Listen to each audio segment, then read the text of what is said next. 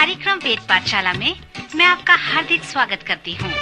प्रिय श्रोता, परमेश्वर का वचन जीवित, पवित्र एवं सामर्थी है। आशा है कि आज के वचन से आपको आत्मिक लाभ होगा। तो लीजिए प्रस्तुत है ये संदेश।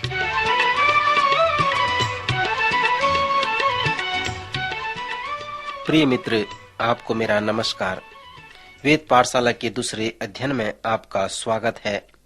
यह अध्ययन परमेश्वर के वचन को पढ़ने के लिए समर्पित है और यही नहीं सिखाने का है कि यह क्या कहता है और इसका क्या अर्थ है, लेकिन अपने जीवन में इसे कैसे लागू करना है, ये इस अध्ययन का महत्वपूर्ण विषय है।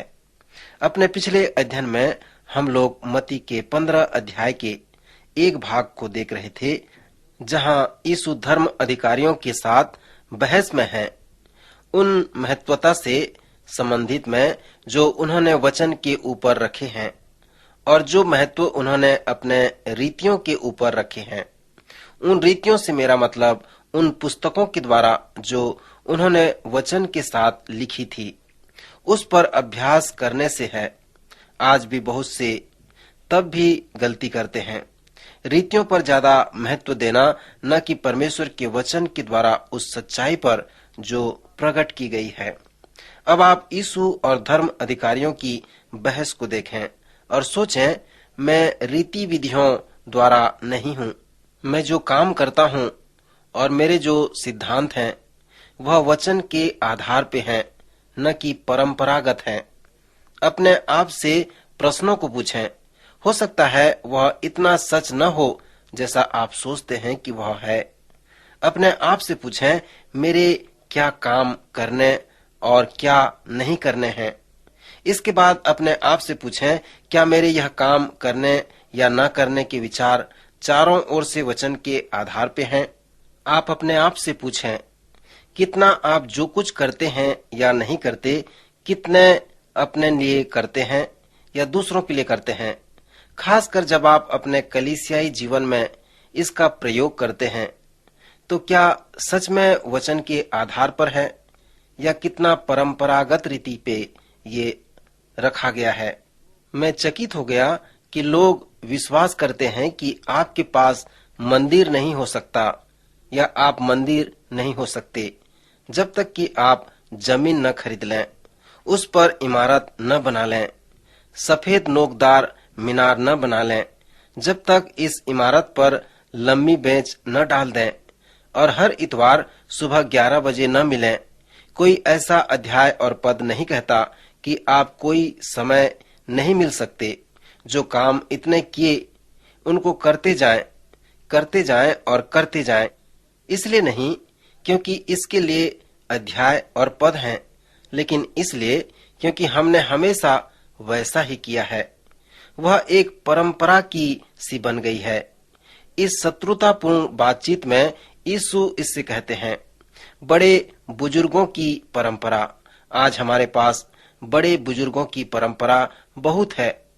हमें अपने आप को अनुशासित करना है कि हम वचनात्मक और परंपरा में अंतर कर सकें।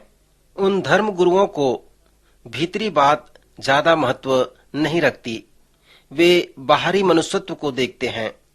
यीशु ने कहा कि कुछ भी ऐसा नहीं, मनुष्य का जो वस्तु बाहर से मनुष्य के भीतर जाती है वह उसे अशुद्ध करती है। जो मनुष्य के भीतर निकलता है वह मनुष्य को अशुद्ध करता है। अब यीशु की बहुत ही ज्ञान भरी शिक्षा है। मैं एक वजह से यीशु की शिक्षा अच्छी हमें लगती है, क्योंकि वह बहुत सीधा, स्पष्ट और गहरे ज्ञान से भरे होते हैं। बहुत से लोग विश्वास करते हैं कि जो समस्याएं हमारे सामने में हैं, वह शिक्षा के विषय और फिर से विकास के विषय में हैं। गंदगी को साफ करें, मनुष्य का वातावरण साफ करें और आप मनुष्य की समस्याएं सुलझा देंगे। यीशु ने कहा, ऐसा ही नहीं, यह बात बाहरी प्रभाव की नहीं है, जो मनुष्य के भीतरी प्रभाव के लिए है। जो कुछ भी उस मनुष्य के भीतर होता है वो उस बाहरी प्रभाव का जवाब है। जिस तरह से वह करता है वो दिख जाता है। इस सच्चाई को यीशु अपनी शिक्षा में पहाड़ी उपदेश के अंत में दिया था, जब उसने बताया कि तूफान उन दो घरों को टक्कर मार रहा था। एक घर की नींव थी, दूसरे घर की नींव नहीं थी। नींव वाला घर उस व्यक्ति को दर्शाता है जो व्यक्ति उसकी शिक्षा को सुनता और उसको मानता है। यीशु की शिक्षाओं को मानना ही नींव है, जो उस घर को उस तूफान में भी खड़ा रख सकता है। पहले घर की नींव हमें उस व्यक्ति के जवाब का वर्णन करता है जो उसने अपने वातावरण के तूफान को दिया है।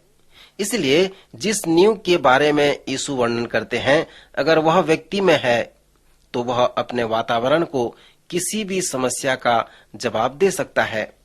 वातावरण समस्या नहीं है, समस्या यह है कि वह किस तरह से अपनी समस्याओं का प्रत्युत्तर दे रहा है, क्योंकि एक व्यक्ति एक तरह से जवाब देता है और दूसरा व्यक्ति दूसरी तरह से प्रत्युत्तर देता है अपने वातावरण को।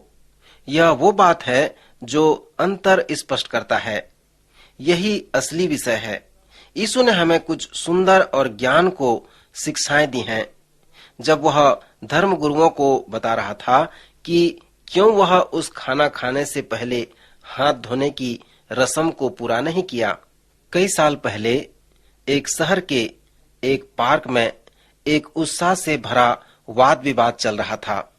एक साम्यवादी जब मसीही के साथ वाद विवाद कर रहा था तो उसने एक व्यक्ति की ओर संकेत किया जो गंदे नाले में था और चिल्लाया, साम्यवाद उस व्यक्ति को नए जोड़े कपड़े पहना सकता है। उस मसीह ने उसी व्यक्ति की ओर संकेत करके कहा, मसीहियत उस व्यक्ति को उस कपड़े के जोड़े में रख सकता है। आपने देखा, यह अंतर है। यही सच्चाई को यीशु मरकुस के 7वें अध्याय में शिक्षा देते हैं।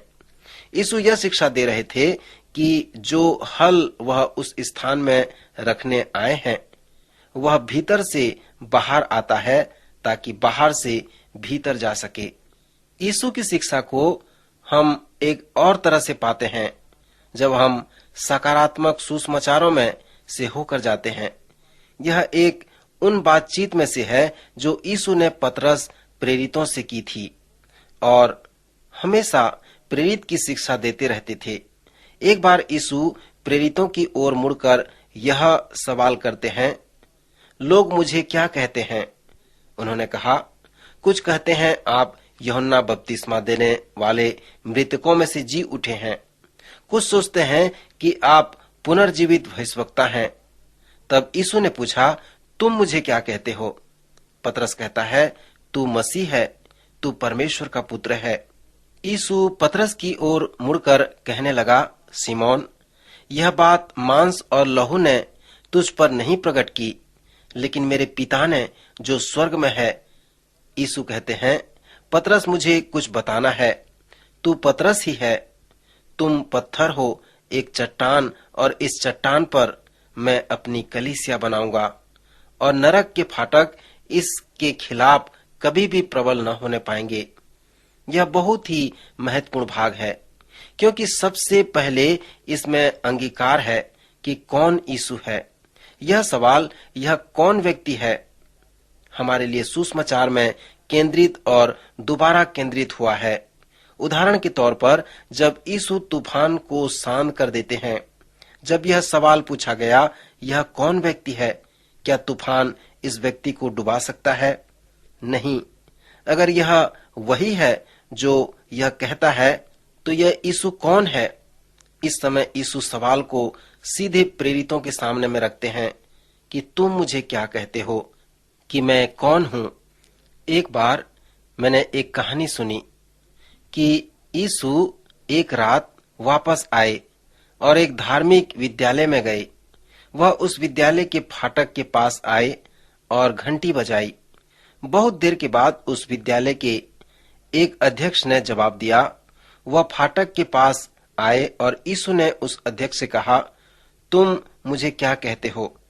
और उस विद्यालय के अध्यक्ष ने उत्तर दिया, कभी कभी हम सोचते हैं कि तुम हमारे वर्तमान अस्तित्व की जड़ हो, तुम प्रचारक हो जिससे हम सिद्ध होते हैं, और यीशु कहते हैं, क्या है? तुम क्या कहते हो?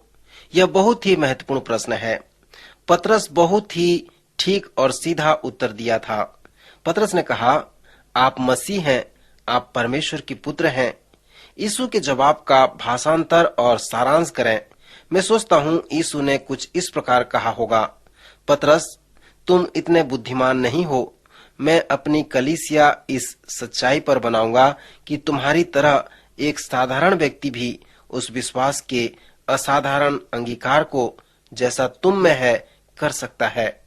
एक बार जब मैंने व्यापारियों के नाश्ते पर वचन को बांट रहा था, एक व्यक्ति जो नए विश्वासी था मेरे पास आया। उस अध्ययन के बाद और रहस्यमय तरह से देखते हुए कहा, वह पवित्र आत्मा ही होगा, क्योंकि तुम इतने बुद्धिमान नहीं हो। यीशु ने पतरस को भी ऐसा ही कहा होगा कि पतरस, तुम इतने समझदार नहीं हो। और पतरस, मैं अपनी कलीसिया इस सच्चाई पर बनाऊंगा कि तुम्हारी तरह का व्यक्ति भी उस बात को सही ढंग से समझ सकता है। मैं साधारण कामों को साधारण व्यक्तियों के द्वारा कर सकता हूँ और उनके द्वारा बड़े बड़े असाधारण कार्य कर सकता हूँ, क्योंकि अधोलोक के फाटक उस पर प्रबल न होने पाएंगे। एक वजह से यह भाग महत्वपूर्ण है, क्योंकि यह पहली बार जब यीशु कलीसिया को हवाला देते हैं। अब तक यीशु राजा हैं, अपनी राज्य को बनाएंगे। वह स्वर्ग के राज के लिए अपनी प्रजा को चुन रहे हैं। वह लोगों को चुनौती देते आ रहे हैं कि पृथ्वी पर परमेश्वर की इच्छा पूरी करो, जैसे वह स्वर्ग में प्रकट होती है और उसकी इच्छा पूरी की जाती है। पहली बार अब उसने कलीसिया कहा। इसे यह बहुत महत्वपूर्ण भाग बताता है। अपने इस कलीसियाई की सच्चाई को उनके साथ बांटने के तुरंत बाद यीशु कहते हैं, मेरी सेवा के संबंध में मैं यरूशलेम को जा रहा हूँ।